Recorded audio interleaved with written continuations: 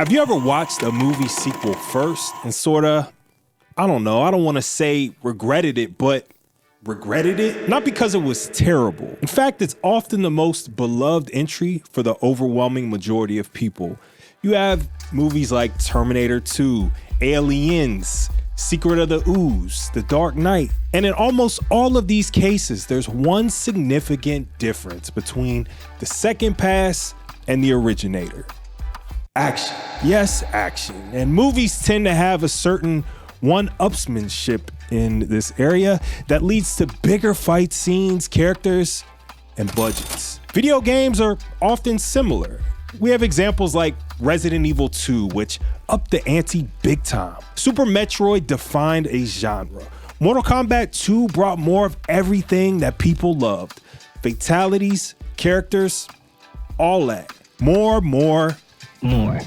But is more always better? Like most 90s kids, I grew up watching Arnie and Edward Furlong discover the meaning of human-robot friendship while outrunning a shape-shifting android made of mimetic polyalloy, all on cable television. So you could say I barely watched it. Those TNT versions were hella censored. And I didn't watch the first Terminator until maybe like 2003, 2004 or so. And as a massive fan of its bombastic successor, the quieter and more subtle nature of the original was lost on 17-year-old me almost entirely. It's slower, more measured, darker. It has this intense, oppressive atmosphere and depressing character moments that even the all-time great T2 has difficulty matching. One isn't simply better, they're just different. By September 1999, I was a hardcore JRPG fan, enjoying many of the early to mid 90s classics. It had become a bit of an expectation, a tradition even, for me to get a new role-playing game for my birthday. In 97, it was Final Fantasy VII. In 98, I got Parasite Eve, I got NFL Blitz. Yeah, you might be saying, that's not a JRPG, dog, but that's what my damn brother wanted, and so he just got it. I said Aya Brea, not I Formation.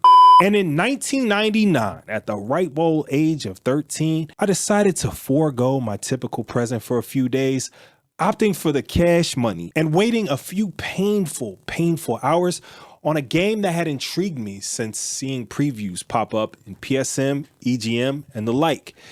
Suikoden II. This Konami classic stands as my all-time favorite game ever. But based on the title and thumbnail, you can probably see we ain't here to talk about the sequel.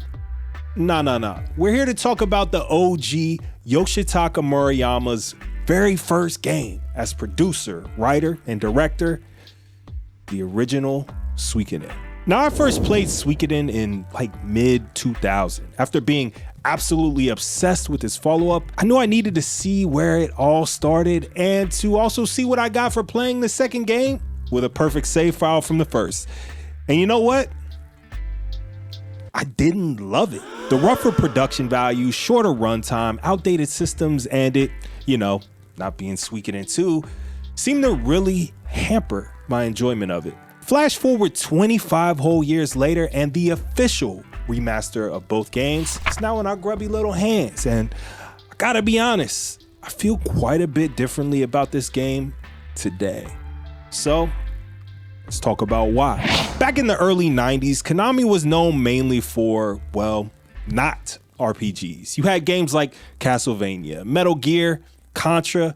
Basically, it was action, sports, and arcade games for the developer back then. Unlike the likes of Squaresoft and Enix, they really didn't have any foothold in the RPG space. But in late 1993, a small band of rebellious creators were formed to take on the powerful empire to create Konami's very first PlayStation RPG, with a primary goal of making a franchise out of it. This is where Yoshitaka Murayama comes into the story. A 28-year-old programmer and writer, Murayama-san was given full creative control over the game's story and mechanics, and boy, did he dive right the fuck in. Now, Suikoden had a relatively weird development. It actually started as a game called Suikoden 0, a planned launch title for an internally developed game console by Konami in the early 90s. Now, imagine that bizarre world. Though, maybe they do better with hardware than software these days. They are the pachinko masters, as it were. But eventually the hardware was shelved in lieu of Sony stepping up to the plate, so Konami decided they should wipe the slate clean and repurpose the series for that future console. Inspired heavily by the Chinese fable Water Margin, where a ragtag band of 108 outlaws joined together to fight against an invading force, Murayama pulled from not just Eastern culture, but also from the West. And funny enough, Genso Suikoden in Japanese literally means illusionary water margin. So there you go. Now I can hear the Suiko noobs now. Mr. Zishin, can you repeat yourself? Did you say 108 characters? Oh yes, my friend, 108 characters, almost all of them playable. Having so many characters is super ambitious even today, let alone back in the early and mid 90s. And I gotta say, Suikoden 1 pulls this off better than I remember. Murayama wrote the scenario for Suikoden himself, even going so far as compiling encyclopedic lore documents to keep track of all of its complexities.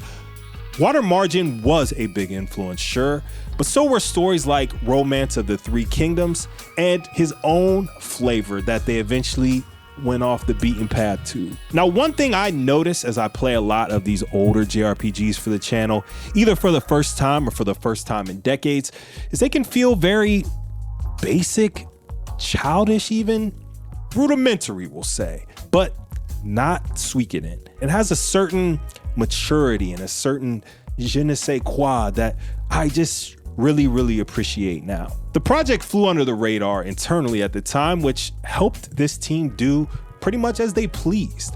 And I mean, what a team it was. For as well loved as Murayama is these days, he wasn't alone in this endeavor. This was a real unite attack of young and brilliant creatives. Junko Kawano acted as the principal character designer and illustrator. After bonding with Murayama during their short time at Konami, Kawano showed her style in a major way and was key to the game's look and appeal. She even gave feedback on game design, fought Yoshitaka on story ideas, and was instrumental in the East-West mashup vibe the game is so well known for today. She would eventually step away for the sequel, but rejoined his band for Murayama's final game, Ayuden Chronicle. Miki Higashino helmed the composition duties for Suikoden 1 and 2, and her music is critical to the feel of the series. She had worked at Konami the longest at this point, starting all the way back in the 80s as a teenager doing sound work for Gradius. I'll keep her part brief for right now, cause trust me, we gonna get into the music later a lot. Now, I can't imagine what it must have felt like dropping a brand new JRPG in this era, the golden era, where games like Chrono Trigger, Final Fantasy, and Dragon Quest were running in absolute muck. Suikoden realized it needed to carve out a niche and to figure out how to stand out in a crowded market. Oh, god damn it. It was released in the same month as Chrono Trigger in Japan. Oh boy, that is unfortunate. Fuck, man. Even still, Suikoden would gradually build a following for its narrative structure, unique approach to combat, and its incredible storytelling. Reviews were glowing. Game Fan's import review raved and stated that it, quote, eclipsed all other RPGs released that year. Take that, Squaresoft. Electronic Gaming Monthly gave it an 8.5 to 9 out of their 4 reviews, calling it the best RPG on the PlayStation so far, though they did note that that might not last beyond Final Fantasy VII. They were under fire, y'all. Now, sales numbers are impossible to find for these games, but it did poorly. So poorly that it never got a second run. I'd call it a cult hit at best upon initial release, evidenced by the absolutely absurd eBay prices for Suikoden 1 on disc. Yeah, I'd suggest you not even look for 2. But since the 90s, something has happened with this series. It has gotten some damn respect put on its name, and that's what has led us here today to these remasters, finally allowing this amazing game to be placed in the hands of anyone and everyone who wants it. Officially launched on March 6th, 2025 for basically every system under the sun, Suikoden 1 and 2 HD Remaster, Gate Rune, and Dunning Unification Wars comes with many improvements, including quality of life updates, new graphics, and a brand spanking new translation. So how did they do this time around, and why do I love this game so much more than I remember? Well, let's break it all down. And if you've enjoyed this so far, go ahead and like, subscribe, and comment your favorite Suikoden game below. Lots more Suikoden content coming soon, and lots of great coverage of classic JRPGs already here on this channel. Now, when we reach 2,500 subscribers, I'll be doing so much. We got a studio walkthrough, selling completely new merchandise, bringing back live streams, talking about my latest album, giving you guys the insight into that, and so much more. But anyway, let's start with the story. Spoilers abound. Suikoden 1 follows the main character Tyr McDowell, or whatever you name him, the son of prestigious General Tio McDowell of the Scarlet Moon Empire. Life seems pretty much set until his childhood friend Ted reveals a shocking secret. He's been carrying a true rune, one of 27, called the Soul Eater rune, for 300 years. Imagine looking like this after 300 years. Anyway, Wendy, the Empire's court magician, has been hunting him for nearly a half millennium. When Wendy arrives to take it by force, Ted asks Tyr to flee, passing on the rune in the process. Aided by the swordsman Victor, Tyr escapes to the Liberation Army, a resistance group led by Odessa Silverberg, who fights against the Empire's corruption. After completing a couple of missions for them, the Empire discovers their secret hideout. Whoops, I named my guy McDowell because if you've played the originals, there was a weird glitch where in Suikoden 2, your character just took the first letter of the first name of your McDowell character. So if you named him Tyr McDowell, it would be Tickdow. Or if you named him Sam McDowell, it'd be Sickdow.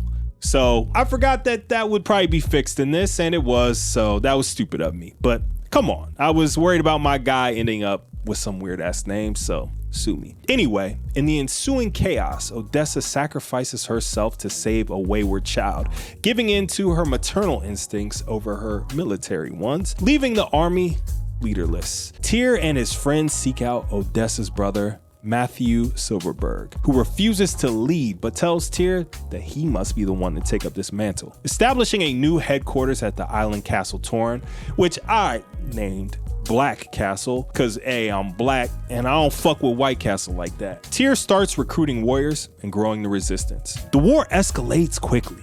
Tyr defeats General Kwanda Rossman and recruits him despite his past crimes, though you can lop his head off if you so choose. Don't do it. Milich Oppenheimer, another Imperial general, kills Tyr's trusted guardian Grimiel using human-eating spores, but oh my god, he was under the influence of Wendy's black rune, of course. Once freed, he switches sides, unless you decapitate his ass too. Now I was low-key tempted, because Milich is sorta annoying. Hey, you gotta collect them all, so maybe let him live. Then, Tyr faces the most painful battle yet, his own father, General Tio McDowell. Tio still believes in what the Empire stands for, but after losing to his son, he realizes the truth and dies in his arms, strengthening both his resolve and his Soul Eater rune. Next, the Liberation Army battles Necklord, a vampire terrorizing the region near Warrior Village. You gotta help my boy Hicks save Tingard, cause this man is so damn dense. I mean, come on, she loves you, bro. Just go for it. Now, okay, no lie, Necklord has always felt like a weird addition to this series. To be clear, I fucking love Necklord. Don't get it twisted. He's hilariously campy and gives Victor something to really sink his teeth into. But he definitely feels out of place in this and the subsequent game. But you can't be all serious, now can you? So after saving Tingard from the bloodiest event this side of Carrie's prom night, you end up helping the Dragon Knights, who have been weakened by Wendy's magic, and ultimately restoring their dragons. but it comes at the cost of young Futch's beloved steed, Black. With the rebellion at full strength, they take down General Kazim Hazel and storm the floating fortress Shasharazade. Shasharazade.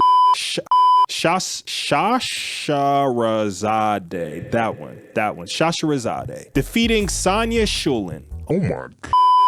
Sonya Shulin, the last of the Empire's top generals. Now, she was in love with Tio and hates you for his death, but eventually realizes how different her lover felt about you and joins. Finally, it's time for the ultimate battle. Gregminster. Come full circle, the Empire capital. God damn it, I love this moment. The subtle little musical callback, low pass filter, that slower tempo, really reminds you like, damn, we are back. As you make your way up the palace, the heroes confront Emperor Barbarossa as he turns into a weird three-headed dragon thing without any real reason given, but in a twist, we eventually learn that Barbarossa isn't the real villain. He's been manipulated by Wendy all along. I blame that Updo. I wouldn't trust that either, but rather than let her win, he grabs Wendy as you learn that he loves her and leaps off the palace tower, ending their reign. The Empire falls, and the cost of victory is steep. Matthew is mortally wounded in the final battle and dies peacefully after hearing of the victory. Worse yet, Victor and Flick stay behind to hold off enemy soldiers, never to return. With the war over, Tyr is expected to lead the New Republic, but that burden is just a bit too much. In the best ending, he silently leaves Torm behind. If all 108 stars of destiny were recruited, Gremio would have been revived, and the two leave together. Their fate remaining a mystery, with a beautifully drawn image of the two capturing the vibes immaculately. Having so much distance between the last time I played Suikoden 2 and these remasters allowed me to experience Suikoden 1 in a whole new way, and ironically enough, kind of reminds me a bit of the game that buried it 30 years ago, Chrono Trigger. The story is brisk, lively, punchy, and fits cleanly in about 18 to 25 hours of your time. There are massive character moments and sacrifices that do and don't stick, some levity, some heartbreak, but ultimately it all just keeps it moving and it respects your time. Now, the translation for this remaster is masterful, and I cannot tell you exactly how much better it is than the original, but having all that extra screen real estate allows him to translate the Japanese text more fully, and man, it shows. I was taken by how mature, smart, and powerful some of this writing is. There are real moments with real gravitas. Serious conversations land, and the jokes do as well. And knowing what I know about the sequel, let's just say it's really gratifying to replay this, and it is a must play first if you want to experience this duology. Suikoden 1 had me captivated almost the entire time, and the pace of the story rarely drags. It's not perfect, but it might as well be compared to its contemporaries when you consider this new paint job. Great stuff, man. Great stuff. Suikoden 1 is a classic turn-based affair with some important nuances that make it stand out amongst its peers. Battles are super fast-paced, featuring 6 characters on the player side and multiple battle types with some mini games to boot. Traversing the field is pretty standard, though this remaster added an 8-way run. Weehoo! Random battles are inevitable in the game, but the overall blistering speed of the combat, plus the quality of life additions of these remasters, keep them from being too troubling. In combat, each character has a range, short, medium, and long. Formations really matter for this reason, as you don't want to bring a crew of, say, 5 short-range fighters and 1 long-range, because 2 of those 5 will not be able to use their standard attacks throughout battle. The remaster adds auto battle as well as 2 and 3 times speed options, which are excellent, but I wish they would have added a way to even turn off battles or even an experience multiplier for everyone. Now look, I used to be a purist, but now I just want to be able to play the game how I want to for maximum use of my time. Ultimately, the speed of battle is so fast and the auto battle is enough for most enemies, as this game is pretty easy. But after starting Final Fantasy IV and really enjoying this addition to those pixel remasters, I missed it a little bit. I think some macros would have been great too, as when you do need to interface with the combat system, you would be going through a lot of the same menus for your magic, attacks, and other typical moves repeatedly. Could have stolen a page from Phantasy Star here. Unite attacks are a fabulous addition as well, which are special combinations of 2 or more characters that have unique animations and range from buffs to multi-opponent attacks to big nasty strikes on a single unit. When you complete a battle, you are awarded Potch, this world's currency, as well as EXP and potential items. The way Suikoden handles experience is great because low-level characters get a rush of it and level up super fast, encouraging you to experiment and try new characters often. Then there's the rune system, this series' version of magic, and as you level up, your rune gains new spells and more uses of your old ones.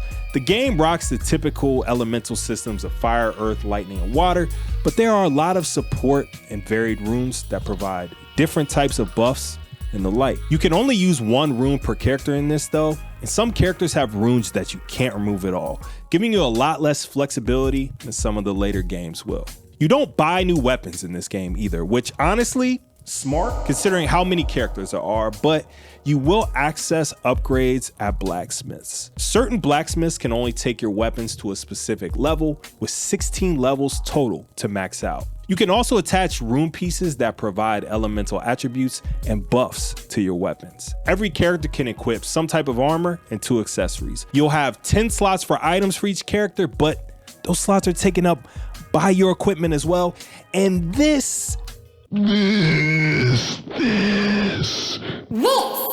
is where the system shows its age. It's definitely the creakiest part of Suikoden. This inventory system sucks a lot, and the quality of life opportunities were not taken fully. Okay, so let's say you find a cool new character like this fucker, and you really want to add them to your team, or at least try them out. More than likely, any character you get will come with basic equipment, a level or 2 below what your others might already have. So you think, sweet, I'll swap this out, no big deal.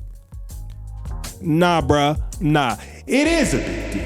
It is a big deal because this game has no features that make this easy. There's no optimized equip, there's no way to move equipment or items in bulk, and then on top of that, there is character type specific equipment all over the damn place. Like, girls can only equip girl shit. Big body boys can carry shields, but how do you know who can carry a shield? Because that doesn't even, and then only ninja can equip like ninja gear, but then why can, oh my God, what even are the rules? And eventually you will have a warehouse at your home base, but that also sucks. You can strip a character, but there's no easy way to just move their items to another character without stripping them, putting it into your warehouse, and then withdrawing them individually.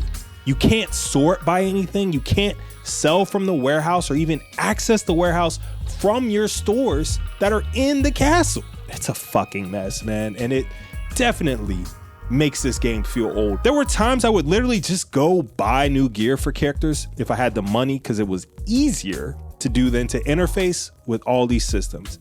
I bet like 5 to 7% of my game time was spent running between the warehouse, shops, and Sanchez to change my characters, see who had what, and try to move it all around in the most efficient manner.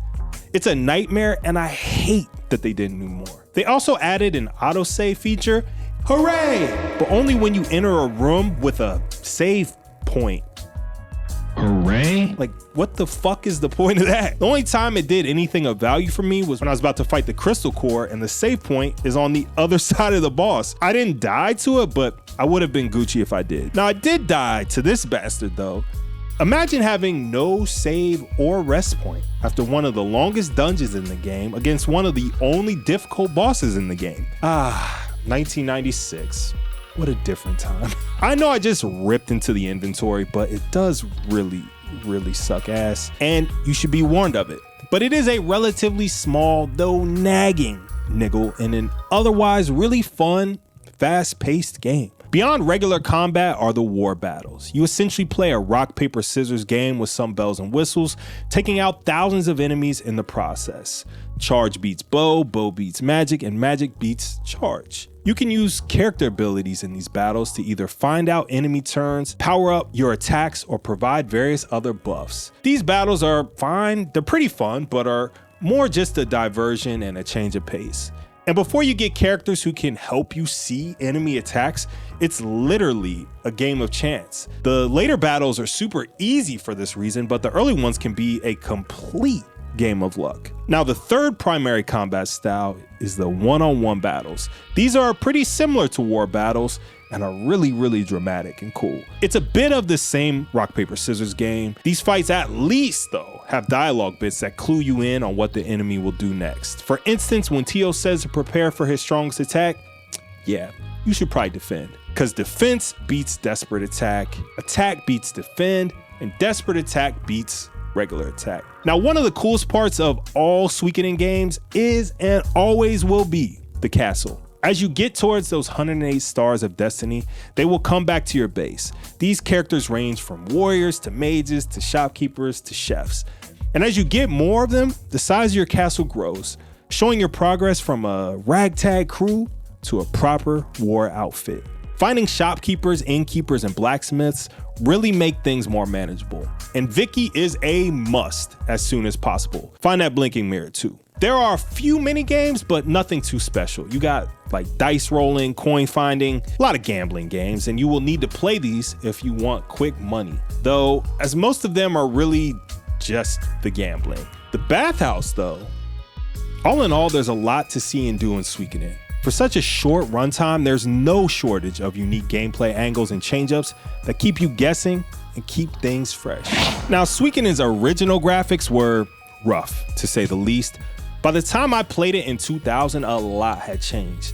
But even in the 4 years between its release and when I first tossed that disc in, I think it was always a little ugly. Colors were drab, no idle animations in battle, and the overall look, while good, it just never really did it for me. I know this might be blasphemy to some, but I absolutely believe this is the best way to play these games visually. It really is a much more polished experience. The redrawn backgrounds are a bit of a contentious point, but I think they look great for the most part. There are a lot of cool touches that make the areas feel more spacious and alive than they previously did. Overall, the deeper color palette goes a long way, as does the sprite upscaling and the 16:9 display. Do some of the elements seem a bit RPG makery? Sure. Did they take it far enough with the sprite reworking? I'd say not really. I would have actually loved to see them bring the Suiko 1 sprites up to par with the second games. And this mountain is possibly the lowest resolution thing I've seen post PS3. But the more detailed environments, new effects like proper lighting and shadows, amazing new spell effects, as well as richer colors, rescanned and recolored character art, this was lovingly done. They also did a great job unifying the appearance of the menus, taking advantage of the larger screen space, and feeling like a modern game from a UI perspective. Like I said, I think it would have been great if they would have taken the Suikoden 2 template and gave the sprites idle animations in combat, as well as fixed some of the ugly, dark outlines on field characters. But top to bottom, this is the best looking version of this game by far. And the world map, I think it just looks really cool with the skewed perspective, dynamic lighting, and better modeled locales. I honestly can't be mad at this look at all. Now, this may have been the most interesting and surprising aspect of replaying this all these years later. I don't remember this music banging like this, but this shit bangs. What I love about what Miki Higashino and her team did is how much they mix not only genres, but entire styles and countries' music. There are very snare-centric war themes like Collision that have that marching feel, replete with massive crashes, menacing arpeggios, and strings, preparing for a big battle. Then the next second, gorgeous Scarlaticia takes you on a waltz to Western Europe with the classic 3/4 time signature, bleeding horns, triplet melodies, and narcissism. Thanks, Milic. Glorious Island Fortress comes with the tablas and an overall Celtic vibe that is shared with quite a few tracks on this OST. I feel like I should have my arm around my neighbor, swaying with a stein in my hand, singing some Irish folk tune. Put this on your St. Paddy's Day playlist and no one would bat a lash. Gathering of Warriors would fit in perfectly during The Witcher 3. Seriously, listen to it. Distant Mountain comes with incredible percussive work with a punchy hand drum alongside a flute that feels almost, I don't know, like native in origin. But my favorite track on the entire OST has to be Eternal Flow. I want to be surrounded by incense and monks chanting when I hear this. It really invokes Chinese mythology with stunning strings, rolling woodblock hits, and plucky, spry bass. I could sit and listen to this song all damn day. And I kind of did, because you may have heard it in my flip behind my voice right now, titled All the Stars. Here's a quick 8-bar listen.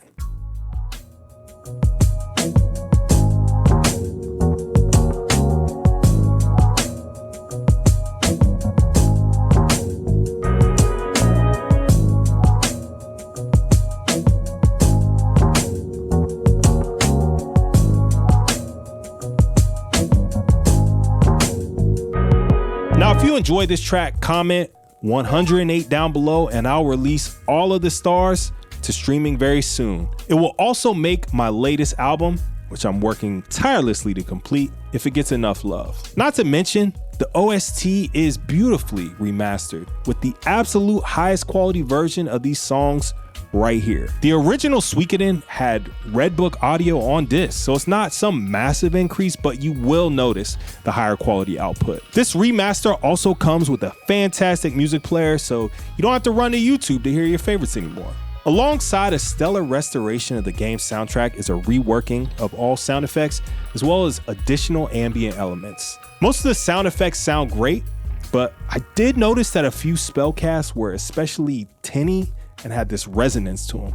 I don't remember this in the original, but then again, I wasn't playing on a 5.1 sound system back then either, was I? I actually really enjoyed the ambience added with footsteps, background noise, and other such additions that give the whole world just that extra bit of atmosphere. Oh, and I noticed that the sleeping dragons in the Dragon Lair use the same canned sound effects as in XCOM UFO Defense, but just pitched down a little bit and a little like reverb or slap delay on it. You know, it's the little things that my ears notice, I guess.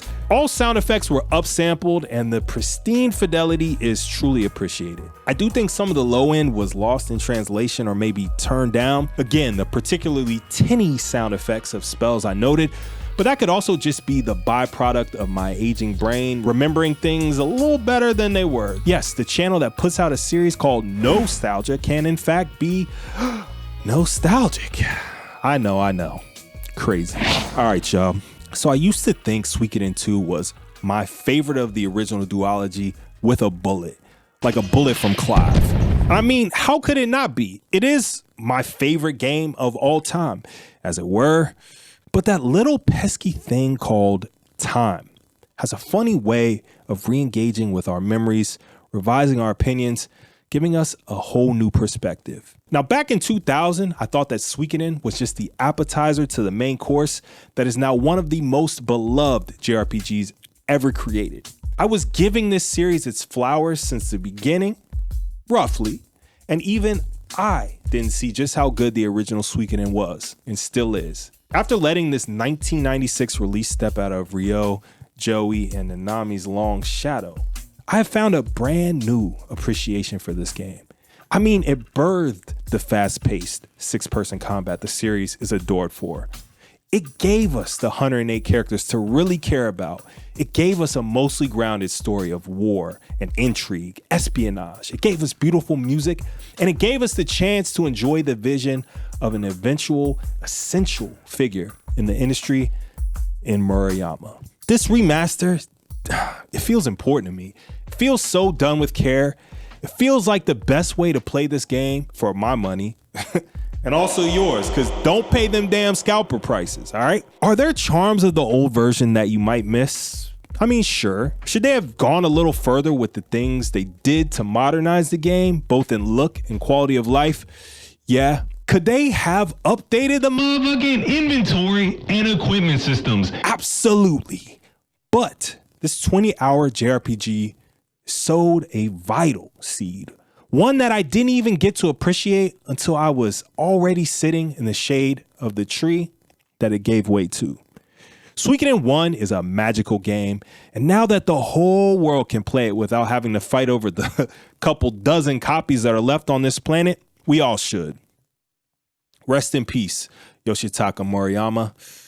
You didn't get to see it, but the day, it's here. I am so stoked to start up Suikoden 2 right after this and get to experience all those feels about it in a video you all can expect as soon as I get to it. That one is gonna be a big boy. I mean, this one's looking like it might be about 40 minutes. So I gotta do it right. Both of these games deserve it. But until then, like, share, subscribe, and recount some of your favorite experiences with this series below.